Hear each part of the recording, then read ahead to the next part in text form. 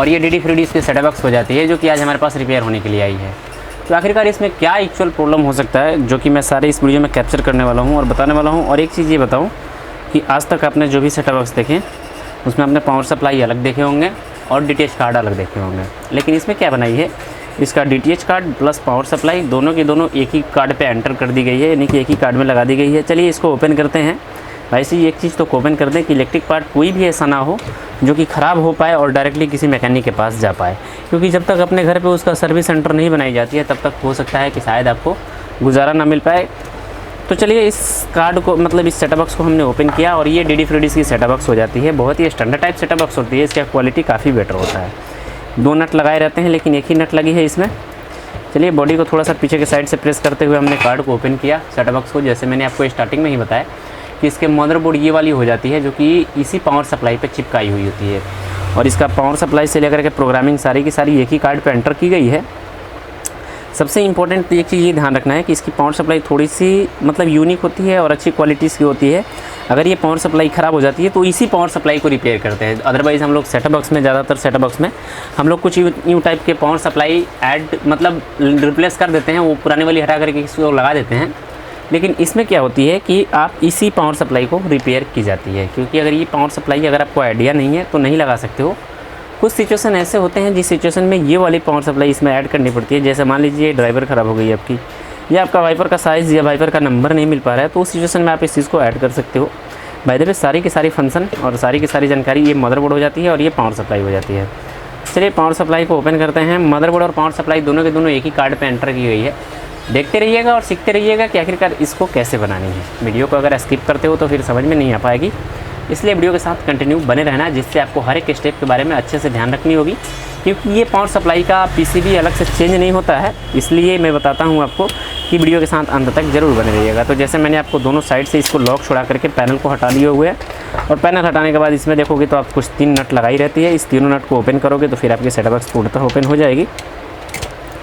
और इसमें सप्लाई नहीं आ रही है, ये चीज़ पहले मैं आपको कंफर्म करूंगा, अभी मैं आपको नहीं दिखाया हूं ताकि मैं आपको कुछ बताना चाहता हूं इसलिए। जैसे ये देखो तो हमारी अभी सेटअप बॉक्स ओपन हो गई।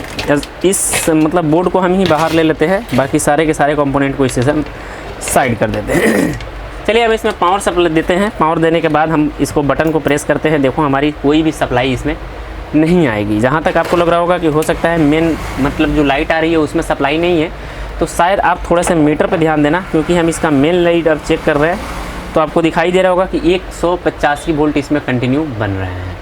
इससे ये तो हमें कंफर्म हो गई कि हाँ इसका पावर सप्लाई का प्रॉब्लम है, जिसके कारण से इसमें सप्लाई नहीं आ रही है।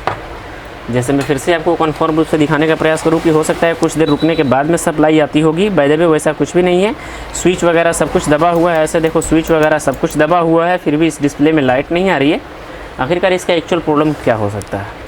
चलिए कार्ड को हम अब थोड़ा सा मतलब सबसे सर्वप्रथम तो एक चीज़ ये देखो कि इसकी कैपेसिटर, एक जो मेन कैपेसिटर होती है ये फूटी हुई है, यानी कि ब्लास्ट हुई हुई है। नंबर का बात करूँ तो नंबर इसमें आपको हमको जहाँ तक दिखाई दे रहा है 10 वोल्ट 470 UF की ये कैपेसिटर हो जाती है।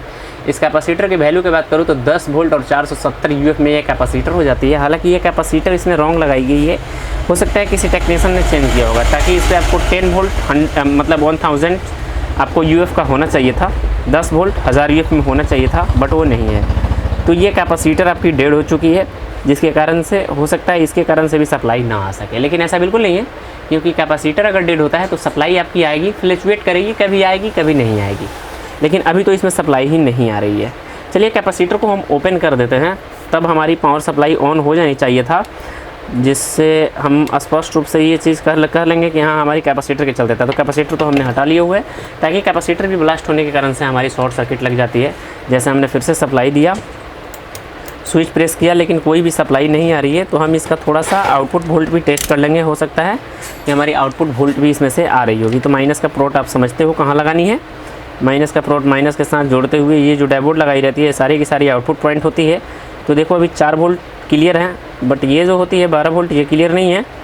साथ साथ इसमें जो 24 वोल्ट होते हैं वो भी क्लियर नहीं है। जैसे आपको दिखेगा ओनली 4 वोल्ट जो कि मेन DT से बनाई रहती है वो आपकी ऑपरेट हो रही है। बाय द वे कोई भी ऑपरेट इसका वोल्टेज नहीं है, ऑपरेटिंग वोल्टेज नहीं है। जैसे बात करूँ यहाँ पे तो ये ओनली जो 4 वोल्ट बन रहे हैं वही है, बाकी कोई भी इसमें वोल्टेज नहीं है। तो देखो इसमें रीज़न ये होता है, जो इससे पीछे जो डैशबोर्ड लगाई रहती है, डैशबोर्ड का 2 जोन इसमें बनाए गए हैं, एक आगे के साइड। तो इस जोन में आपको बिल्कुल भी ध्यान नहीं देनी है, क्योंकि ये एसी का जोन होता है डायरेक्ट लाइट आउट इनपुट का, और ये जो जोन होता है ये आपका डायरेक्ट लाइट आउटपुट का होता है। तो एक चीज़ ये कन्फर्म अभी कर दूँ कि अगर आपकी DTS में सेटअप बॉक्स में सप्लाई नहीं आ रही है, तो ये वाली सेटअप बॉक्स में एक और प्रॉब्लम आती है। इसमें देखोगे तो मदरबोर्ड के कुछ पतले पतले से ट्रैकर जुड़े गए हैं, ये वाली ट्रैकर। इस ट्रैकर को आसानी से रिसोल्ड कर दी जाती है, रिवोल्व कर दी जाती है, रिसोल्ड बोलो या रिवोल्व बोलो, जो कर ली जाती है, जिससे हमारी सप्लाई आ जाती है। लेकिन ये पहले से ऑलरेडी रिवोल्व की गई है, इसमें कोई भी ऐसा मतलब टर्मिनल मिसिंग की समस्या नहीं है, क्योंकि इसकी कैपेसिटर पहले से खुली हुई है। हो सकता है और भी कंपोनेंट ख़राब हो सकते हैं। तो चलिए सर्वप्रथम तो हम डैशबोर्ड को टेस्ट करते हैं। 1 2 3 4 5 डैशबोर्ड लगाए गए हैं पावर सप्लाई के लिए। तो डैशबोर्ड को टेस्ट करने के लिए हम कंटिन्यूटी लेते हैं, कंटिन्यूटी का सहारा, और ये जो देखते हैं तो ये हमारी डैशबोर्ड सही है। देखिए ये डैशबोर्ड हमको लगता है शॉर्ट है। हो सकता है आपका कैपेसिटर या बीच का ट्रैकर के भी प्रॉब्लम से ऐसा शॉर्ट आ सकता है, लेकिन हम डैशबोर्ड को निकालेंगे तो ही पता लग पाएगा। ऐसे देखो ये भी ठीक है, ये भी ठीक है, और ये भी ठीक है, और ये भी ठीक है। बाय द वे हमारी जो ये डैशबोर्ड है, इस डैशबोर्ड पर हमारी सक जा रही है, तो हम इस डैशबोर्ड को इसमें से हटाते हैं। देखिए भाई, जो मैं बता रहा हूँ पावर सप्लाई के सर्वप्रथम स्टार्टिंग यहीं से शुरू की जाती है, क्योंकि डैशबोर्ड का ही अगर ज़्यादा लोड पड़ने के कारण से भी आपकी डैशबोर्ड शॉर्ट हो जाती है। तो डैशबोर्ड हम चेक करते हैं, तो हाँ मेरे भाई डैशबोर्ड ही शॉर्ट है इसका। जैसे देखो डैशबोर्ड शॉर्ट हो चुकी है। तो अब हम डैशबोर्ड की जगह पे इसका आपका मेन लाइन भी चेक कर लेते हैं, ये सही है। तो अगर आपके पास ये असेंबली डैशबोर्ड मिल जाती है तो ठीक है, अगर नहीं मिलती है तो एक चीज़ ये ध्यान रखना, इस तरह की जो आपके पास डैशबोर्ड आती है, जो कि पतली वाली छोटी वाली जो डैशबोर्ड होती है, इसको भी आप उस जगह पे लगा सकते हो। लगाने की विधि क्या होती है, इस पर आप लोग देखोगे, इस डैशबोर्ड के एक सिरे पे देखोगे तो आपको एक धारी बनाई रहती है। जो धारी बनाई रहती है, एक चीज़ ये ध्यान रखना, जो धारी बनाई गई रहती है वो आपका ये वाला जो आउटपुट ट्रैकर होता है, ये कभी भी प्लस से जाकर के जुड़ी रहती है। तो जो धारी बनाया रहेगा इस साइड रहेगा, जो धारी नहीं रहेगा सो इस साइड रहेगा। तो इस तरह से अगर इसका भी कनेक्शन कर सकते हो। बाय द वे हमारे पास ये असेंबली मतलब डैशबोर्ड है, हमने कहाँ से लिए हुए हैं, कुछ यूँ वैराइटीज़ के आपके पास भी बोर्ड होंगे, जिसमें कि आपको छोटे छोटे कंपोनेंट जो डैशबोर्ड वगैरह होते हैं, ये आपका असेंबली में लगाए गए रहते हैं। जैसे देखो तो असेंबली में यहाँ भी लगी है, यहाँ भी लगी है, बहुत सारी इसमें डैशबोर्ड लगी गई है। तो आप इसमें से भी निकाल के लगा सकते हो। तो बाय द वे हम इसी सर्किट से एक डैशबोर्ड को निकालते हैं और फिर इसमें फिटिंग करते हैं।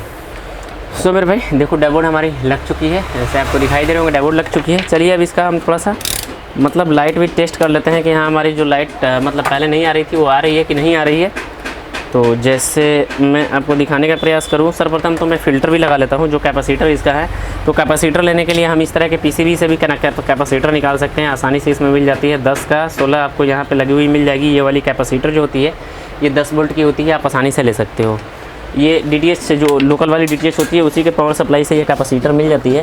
हालांकि हमारे पास बहुत सारी कैपेसिटर है, हम ऑलरेडी ले रखे हैं। मैं बताने के लिए आपको बताया कि हाँ उस साइड से आप कैपेसिटर को ले सकते हो। तो चलिए कैपेसिटर हम प्लस में प्लस, जैसे मैंने आपको बताया है, जो धारी बनाई रहती है वो साइड प्लस होती है, और जिस साइड धारी नहीं बनाई रहती है वो साइड माइनस की होती है। जैसे आप देख सकते हो डैशबोर्ड की इस साइड प्लस होती है और इस साइड माइनस होती है। जिस साइड धारी रहती है वो साइड प्लस, जिस साइड धारी नहीं रहती है वो साइड प्लस, और जिस साइड धारी रहती है वो साइड माइनस होता है।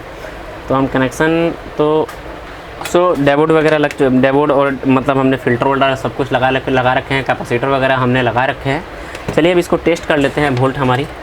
तो जैसे मैं पहले देख रहा था कि वोल्ट हमारी नहीं बन रही थी, बट अब देख रहा हूँ कि क्या हमारी वोल्ट बन पाएगी या नहीं बन रही है। तो ये वाली हमारी 3 वोल्ट सही है, ये वाली हमारा 24 वोल्ट 25 वोल्ट सही है, जैसे जो कि पहले 4 वोल्ट बन रहा था। और ये देखेंगे तो हमारी 12 वोल्ट ये क्लियर हो चुकी है शायद। जैसे देखो 30 वोल्ट ये भी क्लियर हो चुकी है, और ये देखो 25 वोल्ट क्लियर हो चुकी है। अब सप्लाई को हम देखते हैं तो हमारी लाइट आ चुकी है, जो कि पहले नहीं आ रही थी लेकिन अब आ चुकी है। मैं फिर से सप्लाई को ऑफ़ करता हूँ और ये लगाता हूँ, आप देखोगे कि हमारी सप्लाई अब आ जाएगी, जो कि पहले नहीं आ रही थी लेकिन अब हमारी सप्लाई जो कि है आ चुकी है।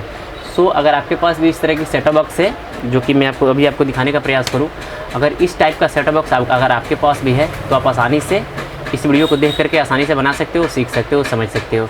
मैं आशा करता हूँ कि छोटी सी नॉलेज आपको अच्छे से समझ में आ चुकी होगी। समझ में आ चुकी तो प्लीज़ वीडियो को लाइक, चैनल सब्सक्राइब कर लेना। मिलता है ना जानकारी के साथ, आपका भाई प्रिंस। जय श्री राम।